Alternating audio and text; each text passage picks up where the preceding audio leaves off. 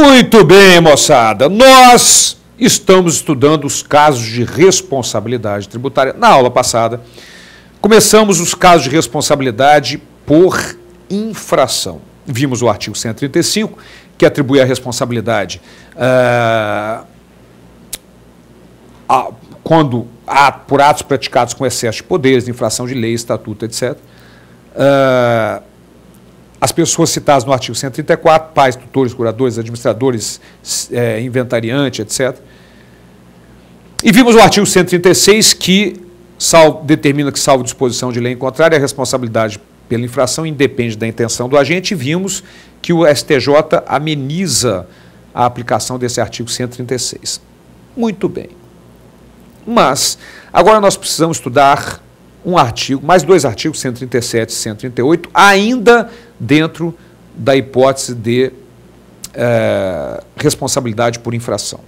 O artigo 137 apenas explica melhor o 135, que é mais resumido. Então vamos lá para o nosso artigo 137.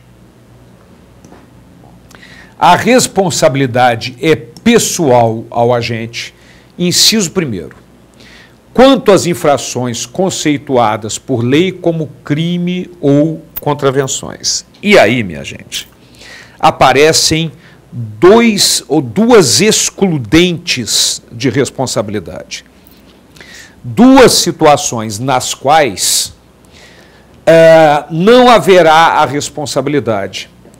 Então, vamos lá, inciso 1º. Salvo quando praticadas no exercício regular de administração, mandato, função, cargo ou emprego, ou no cumprimento de ordem expressa, por escrito, portanto, emitido por quem dê direito. Ora, voltando para mim, vamos entender bem isso. Vamos dar um exemplo, até um exemplo pessoal meu, para que vocês possam entender. A responsabilidade é pessoal, né, a responsabilidade por infração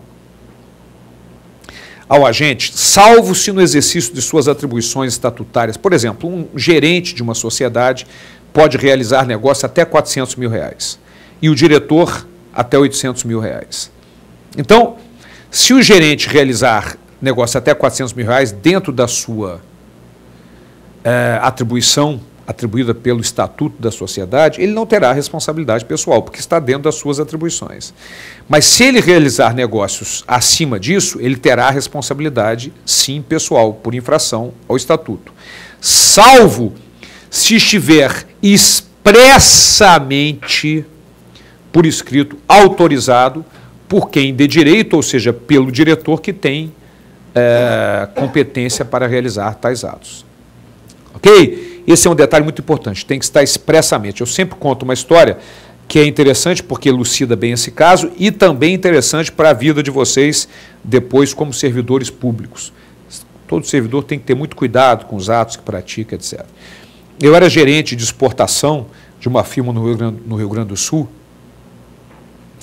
e fizemos uma exportação para Madagascar. O navio estava no porto, carregado, o navio inteiro de adubo, carregado no porto de Rio Grande, no estado do Rio Grande do Sul, pronto para zarpar, e as custas dos portos brasileiros, as custas são muito altas, né? A diária no porto brasileiro é muito cara. Então o navio tinha que zarpar de uma vez, mas houve um boato de que haveria uma max desvalorização do franco madagasquenho, que é a moeda de Madagascar. Como estava exportando em dólar, ia chegar lá com o dobro do preço, porque haveria uma max valorização no caminho. E eu fui ao diretor da empresa e me dirigi a ele e falei: fulano, olha, está havendo um problema, pode haver uma max valorização, esse adubo vai chegar lá, ninguém vai querer isso, porque vai chegar com o dobro do preço. Vamos esperar mais uns 2 dias no porto, é um custo que a gente vai ter, mas a gente manda com essa certeza de que não vai haver a max valorização. E ele dizia assim para mim: Borba, deixa de ser covarde, manda zarpar esse navio. Eu falei: mas fulano, mas tem esse problema, não, vamos esperar um pouquinho. Não, manda zarpar esse navio, deixa de ser covarde e tal, manda zarpar. Zarpou o navio. Houve a max valorização, o adubo ficou lá, ninguém queria mais aquilo. E aí ele era diretor da empresa, filho de um dos donos, e o presidente da empresa, conhecido meu na região lá, o Hugo Luxinger, era o presidente da empresa, conhecia desde criança, me chamou, me chamou para uma reunião onde estava o diretor que tinha mandado zarpar o navio. E aí o presidente falou, Borba, mas quem foi que autorizou zarpar esse navio nessas condições de possibilidade de máxima valorização? Eu falei, foi o fulano, e ele presente. E ele levantou-se revoltadíssimo. Eu nunca disse uma coisa dessa, mas você está mentindo, eu nunca autorizaria zarpar o navio nessas condições. E eu fiquei desarmado, sem saber o que fazer. O presidente da empresa me chamou, falou, Borba, eu te conheço, sei que você não está mentindo, mas você errou. Você errou. Eu não posso dizer que um filho do outro sócio está mentindo. Eu sei que ele está mentindo, mas eu não posso dizer isso. Você errou. Você teria que estar expressamente autorizado por ele para realizar isso. Não pegou autorização expressa. Resultado, tive que estudar para um concurso para a área fiscal. Fui demitido, o que, de certo modo, foi até bom, porque eu tive a oportunidade de passar no concurso para fiscal. Hoje, felizmente, estou muito melhor, mas poderia não estar assim. E toda vez que eu me lembro, me dá raiva da cara de pau dele de dizer isso. E isso serve para vocês, futuros servidores, principalmente na área da fiscalização. Sempre que vier um colega, entre aspas, pedir alguma coisa, ou o seu chefe pede para que você devolva o processo para ele por algum motivo, não tem problema. Por favor, o senhor faz um despacho aqui no processo, pede expressamente que eu devolva, eu vou devolver. Você vai ficar esperando a vida inteira, ele não vai dar. Não vai fazer aquele despacho. Nunca faça nada de boca, por pedido, absolutamente. Qualquer coisa diferente, por favor, faça por escrito que eu vou te atender sem problema. Certo? Tem que ser por escrito, de modo expresso. E nesse caso também. Ou seja, se o gerente está acima das suas atribuições estatutárias, mas expressamente autorizado, por escrito, por alguém que tem essa atribuição estatutária, ele também se livra da responsabilidade. Então, são dois excludentes de responsabilidade.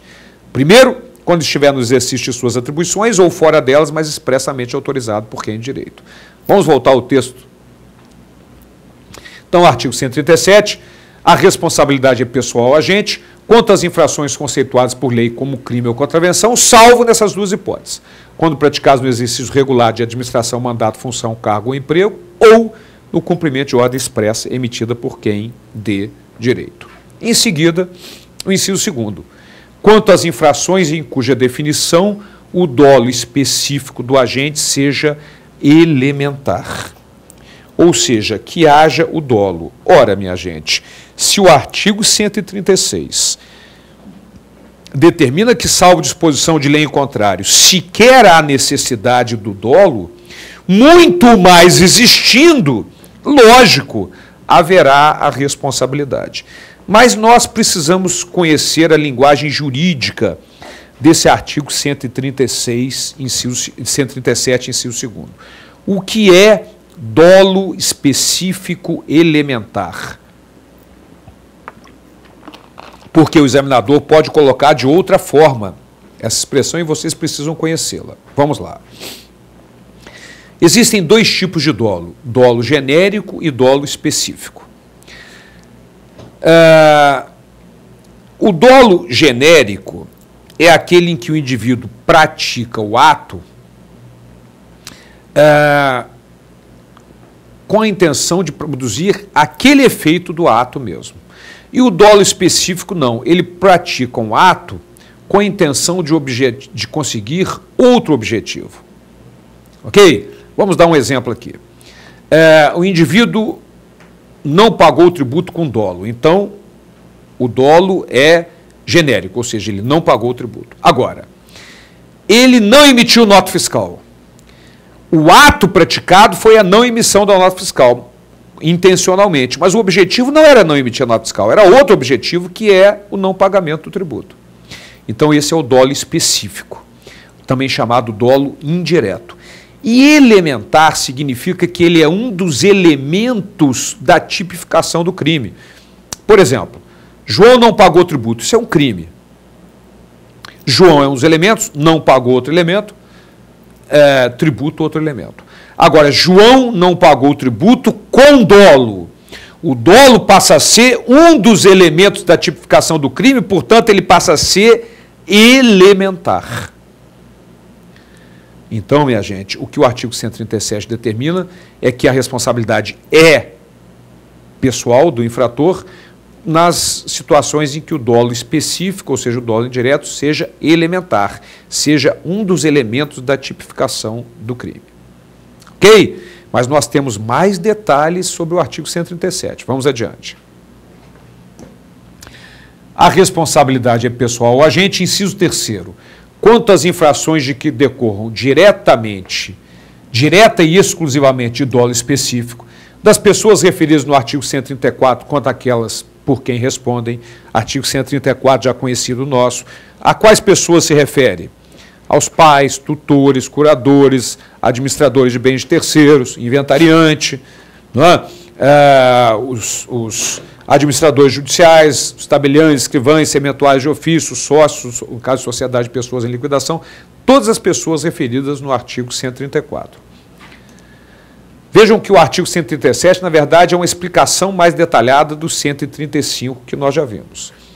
Os mandatários prepostos ou empregados contra seus mandantes preponentes ou empregadores e os diretores, gerentes ou representantes de pessoas jurídicas de direito privado contra estas.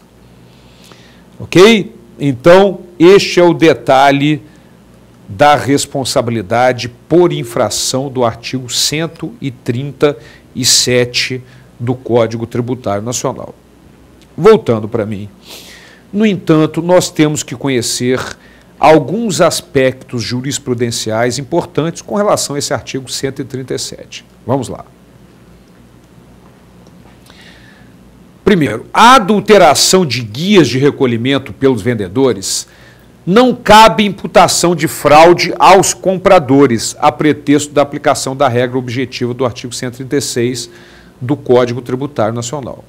Tratando-se de ilícito praticado por terceiro, sem o concilium fraudes do adquirente, quer dizer, o adquirente não está nem sabendo daquilo. Impõe-se eximi-lo dos consectários da infração à luz do artigo 137 do Código. Ou seja, não houve o dolo específico do adquirente. Houve de quem está